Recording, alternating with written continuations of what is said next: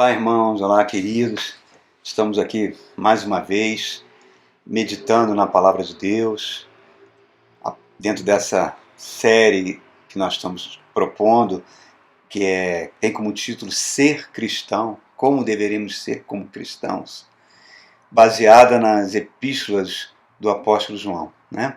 E eu convido você a abrir aí no capítulo 2, o título dessa nossa mensagem: Ele é o nosso advogado e Ele é a propiciação, falando sobre Jesus Cristo, a nossa propiciação. Olha lá, vamos lá, capítulo 2, vamos ler 2 versos. Fala assim: Meus filhinhos, escrevo essas coisas para que vocês não pequem. Se, porém, alguém pecar, temos um intercessor junto ao Pai, Jesus Cristo, o justo. Ele é a propiciação pelos nossos pecados, não somente pelos nossos, mas também pelos pecados de todo o mundo. Olha que coisa linda que o apóstolo João está escrevendo. Por isso que na primeira mensagem dessa série nós botamos assim, o nosso amigo João, né? João tem quase 100 anos aqui, irmão, quando ele escreveu essa carta. Ele é o último dos apóstolos. Todos os apóstolos já morreram. Ele recebeu vários livramentos, que ele poderia ter sido morto. Inclusive, o último, antes dessa carta, o imperador Domiciano, de Roma, mandou ele para a ilha de Patmos, onde ele mandava os escravos trabalharem na mina de sal para que ele morresse lá, naquele trabalho pesadíssimo de extrair sal. E é ali na ilha de Patmos que ele vai ter as revelações, na qual ele vai escrever o livro do Apocalipse. Mas, mesmo assim, Domiciano não conseguiu matar João. Domiciano morre, o imperador que entra no lugar dele liberta João, e ele, com quase 100 anos, volta para a cidade de Éfeso. Diz a tradição cristã que ele leva a mãe de Jesus, Maria, com ele, onde ela vai morrer na cidade de Éfeso, e escreve essa carta linda, irmãos, essa carta maravilhosa que ele está escrevendo aqui para nós. E ele começa essa carta falando assim: meus filhinhos, olha que coisa terna, olha que coisa pastoral com amor. Reparem, ele escreve com a preocupação tremenda do estado espiritual da igreja toda espalhada por todo o Império Romano e certamente até os dias de hoje, né? O estado espiritual das pessoas. E ele fala: não pequem. Ele está falando primeiro da realidade do pecado, essa realidade tenebrosa, essa realidade que destruiu a humanidade, essa realidade que obrigou o próprio Deus a encarnar na pessoa de Jesus Cristo e morrer numa cruz. Esse poder que domina todos os seres humanos, né? O poder do pecado. Mas ele fala: não pequem, mas ele fala com tanto carinho, ele não está repreendendo, ele não está apontando o dedo, ele não está ferindo com exortações, ele não está usando a sua língua como um açoite sobre as pessoas, não. Ele está encaminhando todo o seu raciocínio nessa carta tão linda com bondade, com amor, né? É o apóstolo do amor. E como é diferente dos tempos que nós estamos vivendo hoje, irmãos. Nós estamos vivendo a cultura do ódio. As redes sociais, ocupada por muitas pessoas que se dizem cristãs, né, estão exalando ódio. Vemos pregadores aí com milhares de seguidores exalando ódio, apontando uma lista de pecados que, se as pessoas cometerem, vão para o inferno, gerando temor e medo, e isso não muda ninguém, irmãos. O que muda as pessoas é a presença do Espírito Santo dentro de nós, nos constrangendo, nos convencendo sobre o pecado. E aí nós vamos sendo transformados. Mas reparem, tudo isso é feito com muito amor. João está falando com muito amor, e reparem, ele não está negando a realidade do pecado, o perigo do pecado. Ele está falando, inclusive, que o pecado é universal. Ninguém pode escapar, nenhum ser humano pode escapar dessa realidade tenebrosa que o pecado entrou na humanidade e causou morte em todo o universo, em toda a criação. E ele fala: aquela pessoa que diz que não peca, que o pecado é uma invenção humana, que o pecado é uma invenção da igreja, que os seres humanos estão em evolução, e simplesmente ele diz: isso não é verdadeiro, isso é mentiroso. E a verdade de Deus não está na pessoa. Todos nós estamos envolvidos pela realidade do pecado. Mas ao mesmo tempo que ele traz essa realidade tão horrorosa, né, irmãos? Com muito amor, repito, com muito amor, ele também está trazendo uma coisa fantástica. Ele está falando, apesar de tudo isso, existe uma saída, existe um escape para evitar que o pecado nos afaste por toda a eternidade de Deus. Ele está falando, existe um escape, existe um perdão dos pecados, mediante o que Jesus, a obra que Jesus Cristo fez na cruz do Calvário, mediante o sangue de Cristo, que nos purifica do pecado. Olha que coisa fantástica ele está falando. O que Jesus Cristo fez na cruz do Calvário continua válido e vai ser válido até a volta de Cristo para todo ser humano, para toda a humanidade. Então João está estabelecendo aqui nesses 2 versos que nós lemos um princípio, antes de tudo, ético, né? Porque nosso Deus é santo, então a ética faz parte da santidade. Um princípio, primeiro, que eu conheço, a partir do momento que eu conheço Deus, a partir do momento que a palavra de Deus está presente em mim, essa palavra vai provocar, vai gerar no meu coração um sentimento de obediência. É aquilo que a Bíblia chama o temor do Senhor, é o princípio da sabedoria. A sabedoria de Deus vai começar cada vez mais a permear o meu ser, né? E mesmo que eu saiba que eu, Wagner, ou você que está assistindo esse vídeo, nós não temos condição de cumprir as demandas que Deus exige de nós, não temos. Por isso, Jesus enviou a presença do Espírito Santo em nós. É através do Espírito Santo que nós vamos sendo santificados e as demandas de Deus vão se cumprindo em nós, né? Para quê? Para que a gente... Porque nós estamos diante de 2 realidades totalmente opostas. O pecado humano e a santidade de Deus são incompatíveis, são irreconciliáveis. Fazem separação entre Deus. Então a obra de Jesus veio para quê? Para destruir essa barreira, para derrubar o muro de separação. Por isso que ele está chamando aqui Jesus, em primeiro lugar ele está chamando Jesus o nosso intercessor. Em algumas Bíblias falam o nosso advogado. A expressão grega que João utiliza é paracletos, que paracletos também tem um significado, entre vários, de consolador. Olha que coisa incrível. Paracletos também tem o significado de chamar alguém para o nosso lado para nos defender, para nos ajudar, para nos aconselhar e para nos sustentar. É exatamente isso que Cristo está fazendo. É um advogado de defesa que sempre está testemunhando ao nosso favor, que apoia a nossa causa diante de Deus. Deus já proveu isso desde o Antigo Testamento, quando ele estabelece aquele ritual de sacrifícios, né, judaicos com o povo judeu. O nome na Bíblia grega do Antigo Testamento, a Septuaginta, para aquilo era chamado de... O verbo usado era parakletoi, que vem de paracletos, que vem exatamente de favor diante de Deus. Então João está falando, ó, Jesus Cristo é nosso amigo. Jesus Cristo é o nosso defensor e continua nos defendendo hoje dessa realidade terrível do pecado. Não só minha e sua, ele é defensor de toda a humanidade. Olha que coisa incrível, irmãos.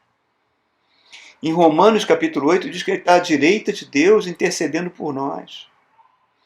E quando Jesus fala lá, se despedindo dos discípulos, ele fala, eu vou morrer, eu vou ressuscitar, vocês não me verão mais, só na eternidade, mas eu não vou deixar vocês órfãos. Eu vou enviar o meu Espírito, o Espírito que criou todas as coisas, o Espírito de Deus. Ele é o Consolador, o Espírito da verdade, que as pessoas do mundo, infelizmente, não podem receber, a não ser que elas reconheçam-se pecadoras e aceitem o que Jesus Cristo fez. O Consolador. Jesus fala, eu não os deixarei órfãos. Mas, ao mesmo tempo, a Bíblia nos alerta que nós, apesar de recebermos esse tesouro, Paulo fala o tesouro que é a presença do Espírito Santo em vasos de barro, né? Que é a nossa natureza. Apesar de recebermos isso, nós temos o poder, está lá em 1 Tessalonicenses capítulo 5, 19, de apagar a presença do Espírito em nós. Nós temos o poder, irmãos, de apagar a presença. E quando isso acontece, nós viramos esses religiosos que estão nas redes sociais, que estão prontos para apedrejar, para apontar o dedo, para acusar, para chamar todo mundo de pecador. Por quê? Porque perdeu o contato com o céu, perdeu o contato com o Espírito, apagou a presença do Espírito. Tem uma passagem linda, linda, linda no capítulo 4 de Efésios, do verso 17 ao 32. Eu convido você a ler na sua Bíblia. Eu vou ler na Bíblia a mensagem que tem a linguagem de hoje. Preste atenção no que a Bíblia está nos dizendo. Olha que coisa fantástica na linguagem de hoje. 17 ao 32. Começa assim: chega da velha vida, da vida que a gente tinha antes. É por essa razão que eu insisto, e tenho todo o apoio de Deus, em que jamais sigam a multidão, a massa ignorante que não tem nada na cabeça. Eles tanto se recusaram a se relacionar com Deus, que perderam o contato não apenas com Ele, mas com a própria realidade. Não conseguem mais pensar direito. Parecem uns zumbis, são obcecados por sexo e viciados em todo tipo de perversão. Mas isso não é vida, gente. Vocês aprenderam de Cristo. Acham que aprenderam direito, que foram bem instruídos na verdade, exatamente como a temos em Jesus. Olha que coisa séria que ele vai falar agora. A desculpa da ignorância não vale mais. Tudo, e eu quero dizer tudo mesmo, que está ligado àquele velho estilo de vida tem que ser abandonado. É pura podridão, doideira total. Saiam fora. Agora é a hora de ter um estilo de vida totalmente novo, zerado. Uma vida planejada por Deus, renovada a partir de dentro, uma vida que muda para melhor a conduta de vocês e que faz o caráter de Deus tornar-se realidade em nossa vida.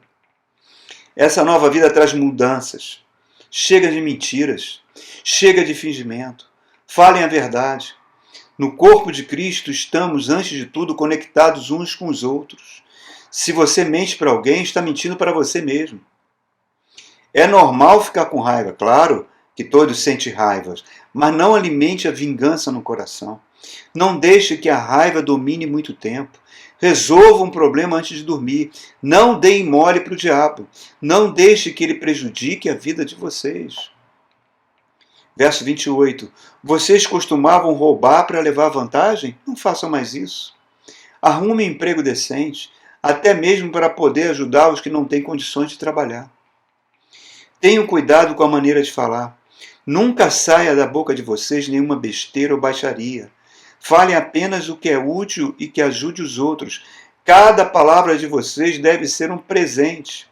E não entristeçam o Espírito Santo. Não entristeçam a Deus. Não lhe cause nenhum desgosto.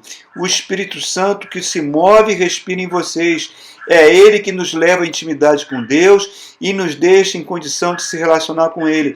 Não desprezem este presente maravilhoso.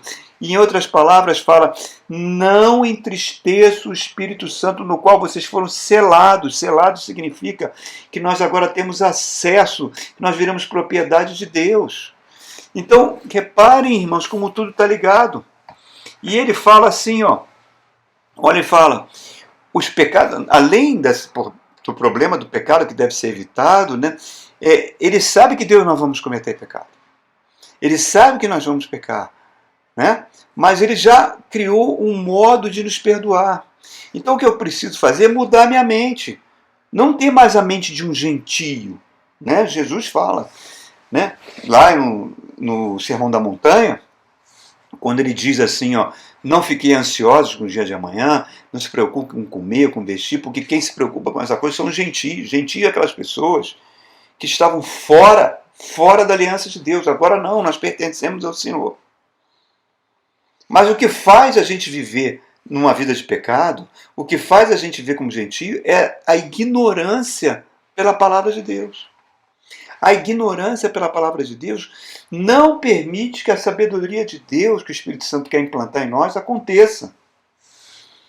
Viramos o gentio. O gentio só se importa consigo próprio. O gentio olha para a natureza, ele quer extrair os recursos da natureza sem se preocupar com o futuro. O gentio quer olhar para as pessoas, quer extrair o máximo delas para o seu próprio benefício. O gentio é aquele mundo que está fora da realidade de Deus, esqueceu o céu. A vida espiritual dele não existe, irmãos. Então nós não podemos ser assim como cristãos. Senão nós vamos cada vez ficar mais materialistas. Olha o ponto que a igreja está permitindo que o mundo penetre dentro dela. Ela se politizou. Criou essas coisas horrorosas chamadas bancadas evangélicas, onde bispos e pastores se elegem, cheio, toda hora a gente está vendo um escândalo atrás do outro, um envolvimento atrás do outro, que não tem nada a ver com o evangelho. Olha a produção que a igreja está fazendo nas redes, irmãos. Uma produção do ódio. A gente vê muitas pessoas indo aos cultos. Hoje eu senti Deus aqui falar comigo. Deus falou, tremi todo, espelhinho, cara arrepiado. Deus estava presente. Ok, tudo bem. Você experimentou isso? Mas o que você aprendeu? O que a palavra que foi pregada te ensinou? Não sei. Nem sei se foi pregada a palavra. Então o que adiantou, irmãos? Porque não tem como separar Jesus da sua palavra. Que se a gente não aprender, a gente não cresce. E isso entristece o Espírito. O Espírito Santo não fica triste pelos pecados que você comete, que ele sabe que você vai cometer. O Espírito Santo fica triste pela sua ignorância. Nós lemos aqui, é inadmissível que você seja uma pessoa ignorante na palavra de Deus. Não pode. Porque se você não aprende com a palavra, você nunca vai ser transformado. Você está enterrando o talento, que a parábola dos talentos fala isso, enterrando o talento. E, presta atenção, o Espírito Santo fica triste, não é que ele fica deprimido, chorando, não. Não, ele fica triste pelo potencial que está sendo desperdiçado, que Jesus morreu na cruz por esse potencial na sua vida. É uma autossabotagem.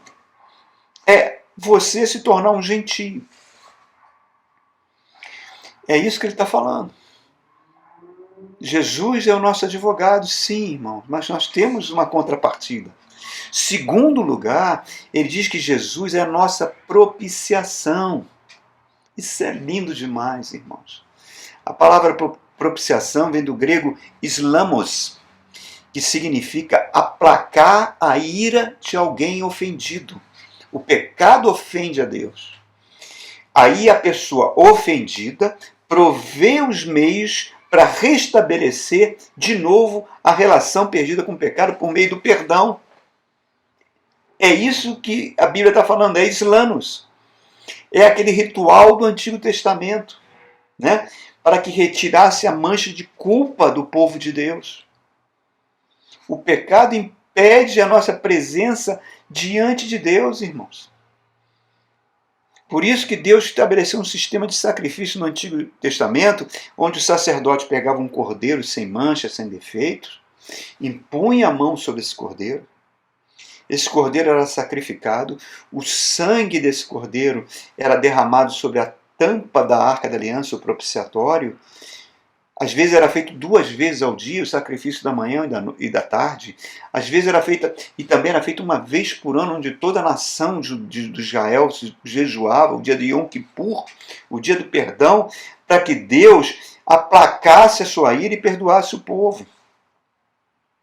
Esse mesmo princípio foi trazido para Jesus Cristo. Ele é o nosso Cordeiro de Deus. Agora reparem, o sangue de cordeiro não transformava o povo judeu de pecador em santo, simplesmente ele era aceito. Agora o sangue de Cristo nos santifica. O sangue de Cristo é muito superior à antiga aliança. Estamos sendo purificados.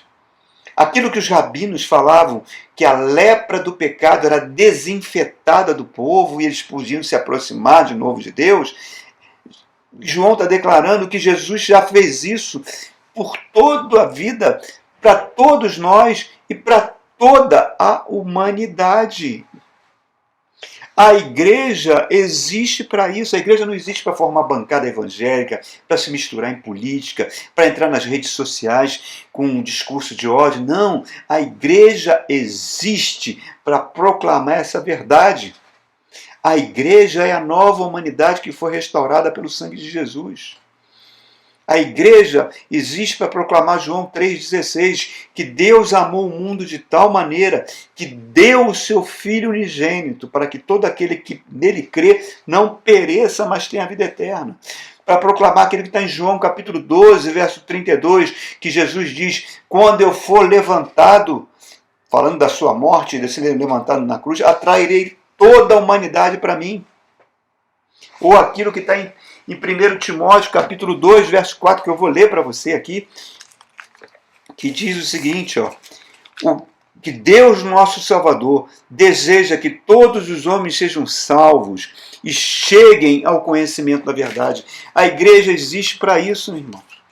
A igreja existe para abraçar todos. Ela é uma igreja universal ou católica, que é o nome que significa igreja universal, não da igreja católica romana, nem da universal do reino de Deus, não tem nada falando delas, mas universal no sentido que ela abraça todos os seres humanos, independente de raça, de cor de pele, de posição social, de gênero sexual. Enfim, a igreja é para todos, para abraçar todos. E quando uma igreja não faz isso, quando uma igreja ocupa as redes sociais, acusa, aponta e traz tanta dor como nós estamos vendo aí, irmãos. Nós vimos essa semana, um filho de um pastor matou o pai pastor, matou a mãe e pegou o sangue dele, fez cruzes na parede e depois cometeu suicídio. Vimos também um garoto de 14 anos matar o pai, um pai que tinha cheio de bens, porque ele estava batendo na mãe. Nós estamos vivendo a realidade do ódio.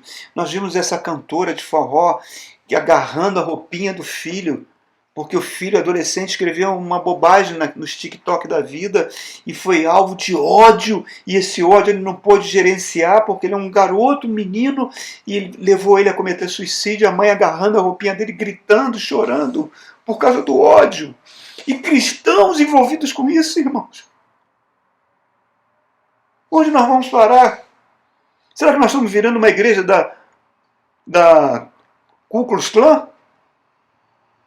Que o pessoal louvava a Deus, depois saía para tacar fogo na igreja dos negros e enforcar os negros. Será que nós estamos vivendo isso? Será que nós vamos ser a igreja do Terceiro Reich alemão, que disse que o Antigo Testamento tinha que ser queimado, que Jesus não era judeu e que os judeus tinham que ser sacrificados?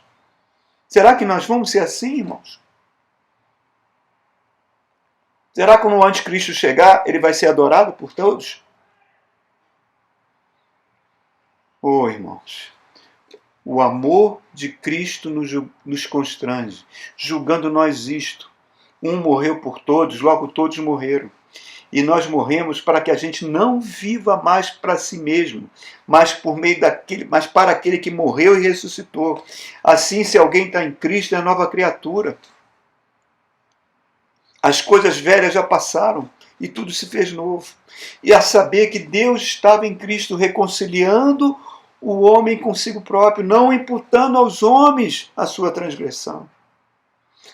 De sorte que, o apóstolo Paulo fala na carta aos Coríntios, de sorte que nós somos embaixadores por meio de Cristo, para que a gente leve e diga e rogue a toda a humanidade, reconciliem-se com Deus. O último não precisa mais nenhum sacrifício, porque o sacrifício já foi feito na cruz do Calvário, por Jesus Cristo. Qualquer igreja que pede para você sacrificar em fogueiras, em qualquer coisa, não pertence a Deus, irmãos. Não cabe nenhum sacrifício. O sacrifício já foi feito na cruz do Calvário. O único sacrifício que Deus aceita, que eu e você fazemos, é quando a palavra vem, a gente se arrepende, a gente pede perdão, a gente pede ajuda ao Espírito Santo com o coração contrito. Esse é o sacrifício que Deus aceita, o de coração contrito. Ah, eu vou subir um monte 2 milhões de vezes. Ah, eu vou subir a igreja da Penha de joelhos. Ah, eu vou segurar a corda do Círio de Nazaré. Ah, eu vou fazer um jejum de 360 dias. Deus não pede nada disso, irmãos. Deus pede que você, ao ouvir a palavra de Deus, arrependa-se dos seus pecados e tenha um coração contrito, humilde, que peça a Deus perdão e ajuda para que a gente se pareça mais com Jesus. É isso que o nosso amigo João está falando para nós. Ele é o nosso advogado e ele é o nosso sacrifício. Deus te abençoe, querido.